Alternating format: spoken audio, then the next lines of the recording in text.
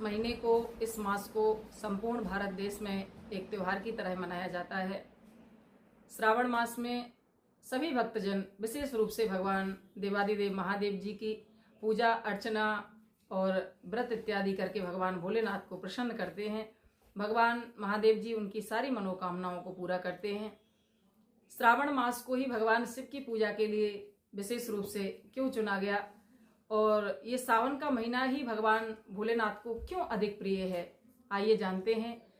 आप सभी को ज्ञात है कि श्रावण के महीने के प्रारंभ होते ही वर्षा ऋतु आरंभ हो जाती है और श्रावण के महीने में जितने भी सोमवार पड़ते हैं तो हम लोग जलाभिषेक, रुद्राभिषेक और दुग्धाभिषेक के माध्यम से भगवान शिव का पूजन करते हैं, भगवान शिव को प्रसन्न करने का प्रयत्न करते हैं।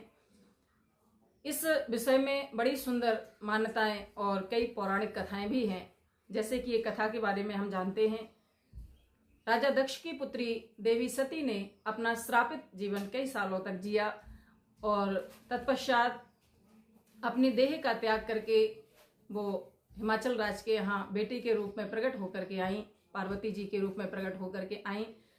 जब प्रकट होकर के आई तो उन्होंने श्रावण के महीने में बड़ा कठोर तप, बड़ी तपस्या भगवान शिव को प्राप्त करने के लिए की और उस तपस्या पर प्रसन्न होकर के भगवान भोलेनाथ ने उन्हें पत्नी के रूप में स्वीकार किया। कहते हैं भोलेनाथ अपनी भार्या को श्रावण के महीने में पाकर के अत्यधिक प्रसन्न हुए, इसलिए भी ये महीना भगवान भोलेनाथ के लिए बड़ा खास माना गया है। श्रावण के महीने में जो कन्याएं श्रेष्ठ वर की प्राप्ति की इच्छा रखती हैं तो उन कन्याओं को चाहिए कि वो श्रावण के महीने में विधि पूर्वक, नियम पूर्वक सोमवार आदि का व्रत करें और भगवान भोलेनाथ की कृपा से उनको मनचाहे वर की प्राप्ति होती है।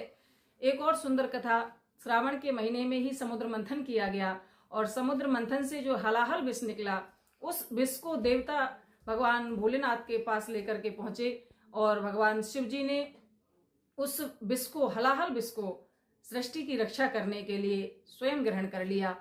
जब विष को पिया तो कंठ पड़ गया नीला और कंठ नीला होने के कारण भोलेनाथ का नाम पड़ गया नीलकंठ महादेव। तो कहते हैं सारी सृष्टि की रचना जब भोलेनाथ ने की विष को पान करके, तो फिर सभी देवताओं ने भगवान शिव के ऊपर खूब जल चढ़ा करके जलाभिषेक भगवान भोलेनाथ का किया। आगे चल करके कहते हैं चौमासे के जो 4 महीने हैं उनमें भगवान विष्णु योग निद्रा में चले जाते हैं और तब सारी सृष्टि का जो भार है, सारी सृष्टि जो है वह भोलेनाथ के अधीन हो जाती है। भोलेनाथ ही हम सब की रक्षा करते हैं, रक्षा सुरक्षा व्यवस्था करते हैं। तो हम सब मनुष्य जाति में रहने वाले सभी लोग भगवान भोलेनाथ को पूजा अर्चना करके श्रावण के महीने में प्रसन्न करने का प्रयास करते हैं। श्रावण के महीने में कुछ नियम विशेष रूप से बताए गए हैं, जैसे कि भोजन जो है वह हमें सात्विक लेना चाहिए, सात्विक आहार हमें श्रावण में करना चाहिए। और कई लोग तो लहसुन प्याज का भी त्याग कर देते हैं, यहाँ तक कि कह दिया कि बैगन जो होते हैं वो भी हमें श्रावण के महीने में सब्जी के रूप में नहीं खाने चाहिए। और श्रावण के महीने में दिन में शयन करने के लिए भी निषेध बताया गया है, दिन में सोना नहीं चाहिए।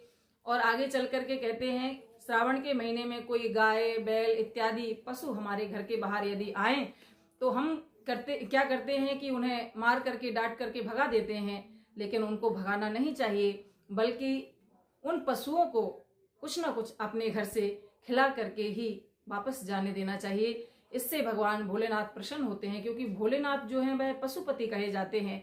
भोलेनाथ को पशु बहुत प्रिय हैं, अत्यधिक प्रिय हैं। इसलिए पशुओं को प्रसन्न यदि हम करेंगे तो भोलेनाथ भी हमारे ऊपर प्रसन्न होकर के हमारी सारी मनोकामनाओं को पूर्ण करेंगे, हमारे सारे मनोरथों को पूर्ण करेंगे। हर हर महादेव।